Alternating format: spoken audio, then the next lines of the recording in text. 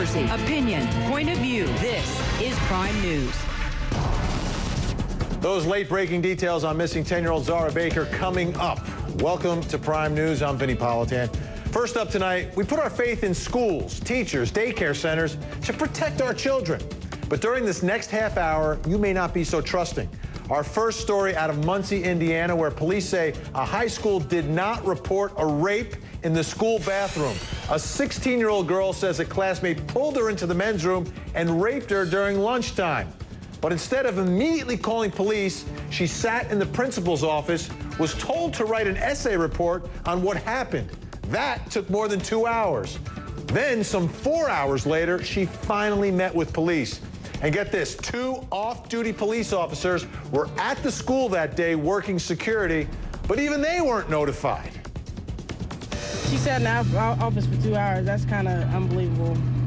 Our school is a mess. What is going on? It shouldn't have took that long. So therefore, to us, our school is stupid. Joining me, Detective George Hopper from the Muncie, Indiana Police Department, Cathy Areu, former high school teacher, and Stacy Kaiser, a psychotherapist. Detective, let me go right to you because I'm absolutely troubled by the fact that someone reports a rape, a student reports a rape in a high school, and the immediate reaction after taking care of the girl isn't to call police. How will this impact the investigation, Detective? Definitely hampers the investigation. Had the possibility of losing evidence from the scene. Losing witnesses or people that were around that area at the time. So it's definitely been a setback. Yeah, Stacy Kaiser, help me understand the mentality here of any adult, especially someone who has chosen to work in a school, whether you're a principal, administrator, teacher. A child, a high school girl says, I was just raped in the boys' room. All right, come to my office, sit down, and write a report. How do you not call police immediately? What could possibly be the thinking here going on? I mean, I definitely would like to think that it'd be common sense, but what I see in the schools often is that these administrators and teachers and counselors, they're so afraid of complications and red tape and problems with the school that they're really busy trying to dot I's and cross T's, oftentimes to the detriment of the student that's been hurt, just like right here. All right, Cathy Areu, let's take a listen to what Dr. Eric King, he's the superintendent of schools, what he told the local reporter. Is your school system more qualified than police to conduct investigations? In terms of the nature of the investigation at the building level, I think at the first report, the building has to investigate to determine if in fact, an incident occurred. If it were your daughter, would you want the school to call police? If it was my daughter, I would want the school to investigate and make a determination if there's a need to involve the police in the process. What? Are you kidding me? Let me go to Detective George Hopper first. Detective, you don't want someone else doing the rape investigation, do you? No, I don't want anybody doing any kind of investigation. I mean, the police department handles, criminal matters every day. I think we're the best suited to handle that. I think we should be the one to determine, if something has or has not occurred. It's absurd, Cathy Areu. This is absolutely absurd. And then after the fact, justifying it? Well, we're supposed to in the schools. I mean, we are supposed to report these things to the administrators. The administrators are supposed to report it to the authorities immediately. I mean, none of these people followed protocol. This is completely wrong. But now more than ever, schools are so afraid of getting bad reputations. They are so afraid of being shut down, teachers being fired. They're afraid of being all over the news. Let me tell you, Cathy, somebody should be fired after this. Somebody should be fired after this. Absolutely. Let's listen to more of what Dr. Eric King had to say. Take a listen to this. It's our understanding that a detective was in the building. We have security personnel in the building. Why wouldn't you just tell the personnel who was in the building?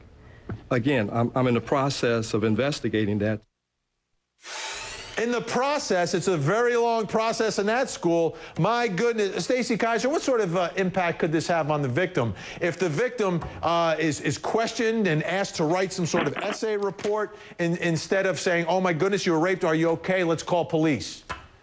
It's horrible what's happened to the victim. First of all, she was victimized by the rape, and then she was victimized by the school by having to process it in that really unorthodox and unusual way. What we know about people who have been traumatized like that is that they need to feel like they're being supported and taken care of right away, and this girl didn't get any of that. Kathy and Stacey, stay where you are. Detective George Hopper, thanks so much. Up next on Prime News. A toddler killed after being left in a sweltering daycare van. The manager and bus driver fired. Both signed off on paperwork that all the kids got off, that the van was empty. It was an accident, honest mistake. But nobody saw the baby get out, right? I really don't even remember, like I said. I thought she got off with everybody else. What do you think? Call us, 1-877-TEL-HLN.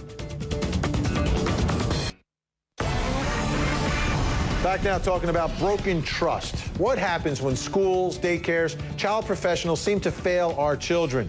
This next story truly heartbreaking. A 2-year-old girl left in a hot daycare van for nearly 8 hours. She died, and now the van driver and the daycare director facing manslaughter charges. Police say both of them signed off on paperwork, 3 logs confirming that she got off the van, she was in class, and she was at lunch at the center. But that was not true. Little Haley Brockington was still strapped in her car seat. The actions of those 2 people resulted in the death of that child, not a lack of procedure. They just didn't follow the procedure, and they lied about not having followed it. So we're not surprised. And wait till you hear what the van driver told police during her interrogation. How can you explain this, like how this happened? Because you were there every time. I wouldn't say I was rushing. It was an accident, honest mistake. Joining me now, Richard Springer, the attorney representing the daycare director, Petra Rodriguez-Perez. Also with us, Cathy Areu, and Stacey Kaiser still with us. Let me start with you, Richard. Your client, it's alleged that she signed off on this paperwork confirming that the child was at lunch, was at the center, was off the bus. I mean, what's going on here? Well, it was not my client's responsibility to check the bus. And the owners of this daycare center are making up all sorts of things to cover themselves in the civil suit that's being brought against them. Okay, they're not forging documents, are they? I don't think they're forging documents, but they're making up stories as far as giving my client responsibility she did not have. By her signing that document, all she was doing was acknowledging that the driver had given that to her. Okay. Let's take a listen to more of this driver because she was interrogated by police. Here she is talking about the sign-in sheet. Take a look. I thought everybody got off the van, but evidently the little baby was left on the van. During the day, they don't have a checklist there to see, to make a head count, make sure the kids are there? Inside the school? Yeah. They should. They have to sign in the book. They have a sign-in sheet. All right. Stacey Kaiser, I'm a parent. I've had children in daycare, send my children off to school every day, and I trust the professionals. Should we as parents not necessarily be so trusting? I mean, this is the second story now tonight. We've got more ahead here. We've got school teachers not reporting alleged rapes. We've got documents signing off on things that aren't true. Should we trust these people? Well, Vinny, I'm a parent too, and I'm also a therapist who runs into these kind of stories all the time. And I would never, ever, ever blame the parents for what happened to this child in that van. However, what I can tell these parents, all parents, is you need to be diligent in checking up on where your child is. You need to check in policies and procedures. You need to show up occasionally and let them know that you're watching. And you need to make sure that they don't have a bad track record.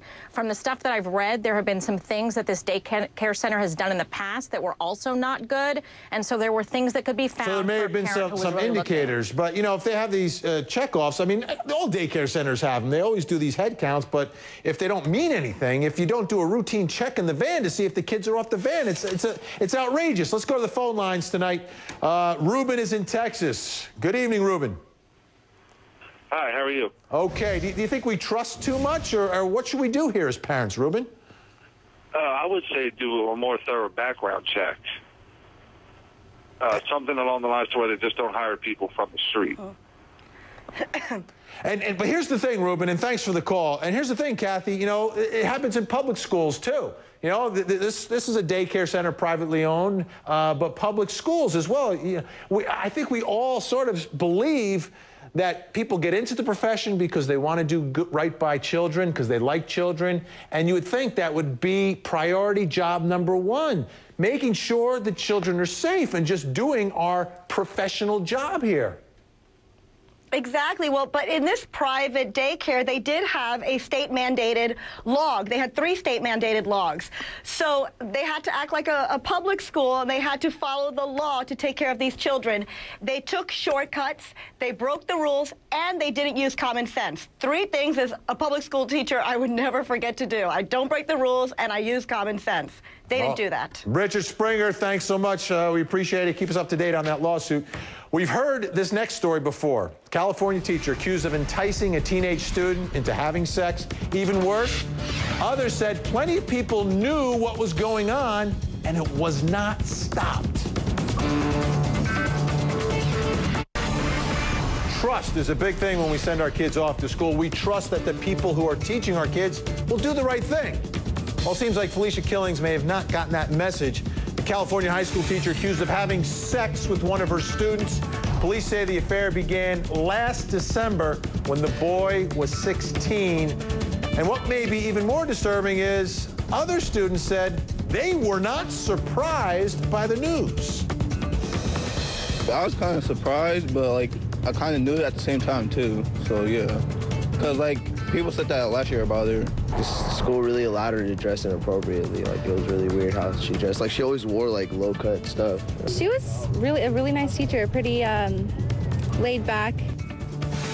Now police are trying to figure out if this woman has slept with other students. Still with me, Cathy Areu, publisher of Catalina Magazine, former high school teacher and psychotherapist Stacy Kaiser. We've heard this story before, right? Teacher seduces student. Here's the question I have, and I'll start with you, Kathy. Is there some sort of blue wall that teachers have that when there's rumors out there and there's information that one of them is doing something wrong, that one teacher doesn't rat out another teacher or an administrator doesn't rat out a teacher when it comes to these types of instances of teachers having sex with students or rumored to be having sex with students? No, actually, that's just something we don't tolerate. That's something that's pretty unbelievable. I mean, I've talked to do you hear the rumors? Do you hear the rumors, Kathy? It's very rare. Do you guys hear the rumors? Because I know all the kids are talking. All the kids are talking. You heard the interview with these students. They said, yeah, it doesn't really surprise me. You know, she dressed sort of inappropriately for school. We knew something was kind of going on there. But I never heard it get that far. I never heard it get that far. If a teacher was dressing inappropriately, which I actually never witnessed. Most teachers wear the turtlenecks and cover up. A principal, not Miss Felicia, assistant principal will tell the person. Apparently not, and I've actually never witnessed such a thing. The teachers that I've always worked with have always been very professional. This is very rare. Rumors are out there, but there's something like this I find that's the problem I have. You know, teachers like this, if in fact she's guilty, and other teachers, it may be, I don't know if it's tough to weed them out during the process, but I've got to think that those rumors fly around high schools, and I can't believe that administrators are oblivious to all of it. Let's go to the phone lines. We've got Belinda, who's in Mississippi tonight. Good evening, Belinda. Good evening. What do you think about this? Do you trust your teachers? No, I mean, it's just to the point if you can't trust your teachers, who are you going to trust with your kids? If they're not safe to go out of the house without being sexually harassed, sexually molested, or having sex with older teachers, you know. We're in a tough spot, Melinda. We're in a real tough spot here because our kids are in school more than they're with us during the week. Stacy, how can we regain that trust? How do we get to a point where I am comfortable sending my child to school? Is it a conversation that I need to have every day with my child? Is that how I'm going to learn to trust what's going on there? Will my child be truthful with me? I think the real honest truth is that you can't have too much trust. I always say there are rotten people everywhere. There are rotten teachers, daycare workers, lawyers, priests, you name it, any profession. There's people that do things wrong. And yeah, so and we got more, Stacy. We've got more. A Texas mom volunteers at a school, then admits sending nude pictures of herself to a teenage student.